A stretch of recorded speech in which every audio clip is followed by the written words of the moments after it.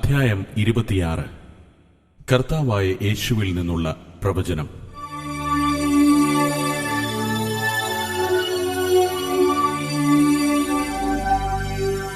കർത്താവായ യേശു എനിക്ക് ആദ്യമായി വെളിപ്പെട്ടപ്പോൾ എന്നോട് പറഞ്ഞു, മകളെ, സ്വർഗത്തെയും നരകത്തെയും കുറിച്ച് അത്യഗാധമായ വളരെ കാര്യങ്ങൾ ലോകത്തിലുള്ള മാനവജാതിയെ അറിയിക്കേണ്ടതിനും നരകത്തിന്റെ അടിത്തട്ടിൽ എന്നോടുകൂടെ സഞ്ചരിക്കേണ്ടതിനും നിന്നെ തിരഞ്ഞെടുക്കുവാൻ പിതാവായ ദൈവത്തിന് ഇഷ്ടം തോന്നി.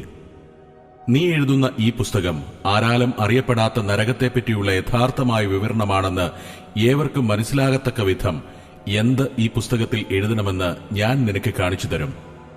ദൈവത്തിന്റെ ആത്മാവ് നിത്യത, ന്യായവിധി, സ്നേഹം, മരണവും അതിനുശേഷമുള്ള ജീവിതവും എന്നിവയെക്കുറിച്ചുള്ള രഹസ്യങ്ങൾ വെളിപ്പെടുത്തിത്തരും. നഷ്ടപ്പെട്ട ലോകത്തോട് ദൈവം അരുളിച്ചെയ്യുന്നു, നിങ്ങൾ ഏതൊരുത്തനും നശിച്ച് നരകത്തിൽ പോകുന്നതിന് ഞാൻ ആഗ്രഹിക്കുന്നില്ല. നിങ്ങളെ എന്റെ സന്തോഷത്തിനും നിത്യതയിൽ എന്നോടുകൂടെ ആനന്ദമായി സഹവസിക്കുന്നതിനുമായി സൃഷ്ടിച്ചിരിക്കുന്നു. നിങ്ങൾ എന്റെ സൃഷ്ടിയാണ്. ഞാൻ നിങ്ങളെ ഏവരെയും അത്യഗാധമായി സ്നേഹിക്കുന്നു. ഞാൻ നിങ്ങളുടെ സമീപം ആയിരിക്കുമ്പോൾ എന്നെ നോക്കി വിളിച്ചാൽ ഞാൻ നിങ്ങളെ സ്വീകരിച്ച് നിങ്ങൾക്ക് ഉത്തരം തരും. ഞാൻ നിങ്ങളോട് ക്ഷമിച്ച് നിങ്ങളെ അനുഗ്രഹിക്കുകയും ചെയ്യും. വീണ്ടും ജനനം പ്രാപിക്കുന്നവരോട് കർത്താവായ യേശുക്രിസ്തു പറയുന്നതെന്തെന്നാൽ, നിങ്ങളുടെ കൂട്ടായ്മ നിരസിക്കരുത്. കൂടി വന്ന് ദൈവവചനം പഠിക്കുന്നതിലും പ്രാർത്ഥിക്കുന്നതിലും ആരാധിക്കുന്നതിലും മുടക്കം വരുത്തരുത്. എന്നെ ആത്മാവിലും സത്യത്തിലും വിശുദ്ധിയിലും ആരാധിക്കുവിൻ.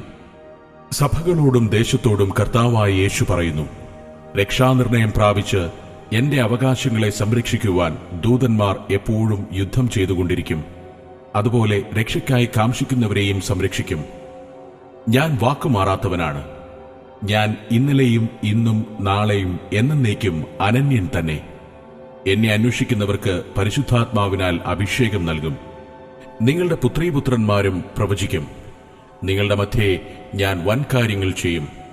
നിങ്ങൾ മാനസാന്തരപ്പെട്ട് രക്ഷാനിർണയം പ്രാപിക്കാത്തവരാണെങ്കിൽ സമയം പാഴാക്കാതെ ഇപ്പോൾ തന്നെ നിങ്ങളെ താഴ്ത്തി ദൈവത്തിന്റെ സന്നിധിയിൽ മുട്ടുമടക്കി നിങ്ങളുടെ പാപങ്ങൾ ഏറ്റുപറഞ്ഞുപേക്ഷിച്ചാൽ അവൻ നിങ്ങളോട് പാപങ്ങളെ ക്ഷമിച്ച് നിങ്ങളെ ദൈവ പൈതലാക്കി തീർക്കും. എന്ത് വില കൊടുത്തും സ്വർഗം നിങ്ങളുടെ നിത്യഭവനമാക്കി തീർക്കുകയും അതിഭയാനകവും യഥാർത്ഥവുമായ നരകത്തിൽ നിന്നും നിത്യമായി വിടുവിക്കപ്പെടുകയും ചെയ്യുവാൻ തീരുമാനിക്കുക. ഉപസംഹാര വചനങ്ങൾ.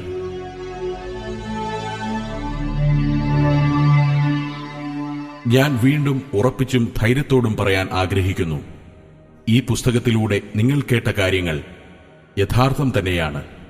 നരകം ഒരു യാഥാർത്ഥ്യവും തീയാൽ പീഡിപ്പിക്കപ്പെടുന്ന ഒരു അതിദാരുണമായ സ്ഥലവുമാണ്.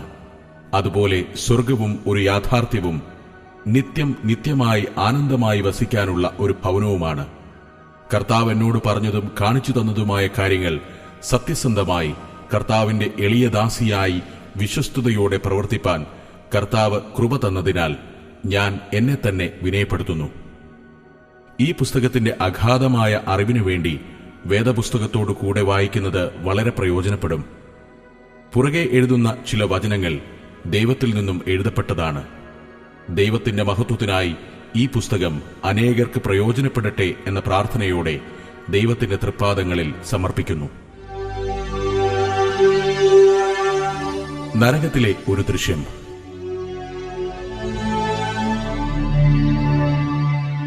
രാത്രിയിൽ ഞാൻ എന്റെ കിടക്കയിൽ ഇരിക്കുമ്പോൾ ദൈവസാന്നിധ്യം എന്റെ മുറിയിൽ നിറഞ്ഞു. അതിനുശേഷം ഒരു ശബ്ദം കേട്ടു, നരകത്തെ നോക്കുക, ശ്രദ്ധിക്കുക. ആദ്യമായി തീ കൊണ്ടുള്ള ഒരു മതിൽ എനിക്ക് മുൻപിൽ പ്രത്യക്ഷമായി. അതിന്റെ ജ്വാല നീലയും ചൂടും കൂടാതെ താഴെ തവിട്ട് നിറമുള്ളതായിരുന്നു.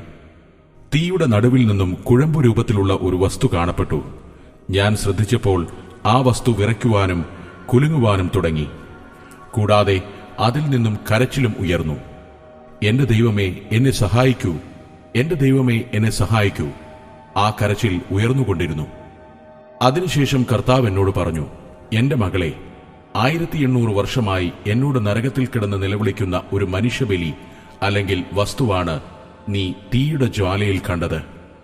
അവൻ പിന്നെയും എന്നോട് പറഞ്ഞു, ഞാൻ നിന്നെ സ്വർഗവും നരകവും കാണിച്ചു. നിന്റെ നിത്യത നീ എവിടെ ചെലവഴിക്കുമെന്ന് ഇന്ന് തന്നെ തിരഞ്ഞെടുക്കുക. ദൈവമേ, എന്റെ നിത്യത നിന്നോടുകൂടെ ചെലവഴിക്കുമെന്ന് ഞാൻ പറഞ്ഞു. എനിക്ക് തീപ്പൊയ്കയിൽ പോകേണ്ട. ഇത് കേൾക്കുന്ന നിങ്ങളും നിത്യസ്വർഗത്തിൽ ദൈവത്തോടുകൂടെ ചെലവഴിക്കണമെന്ന് പ്രാർത്ഥിക്കുന്നു.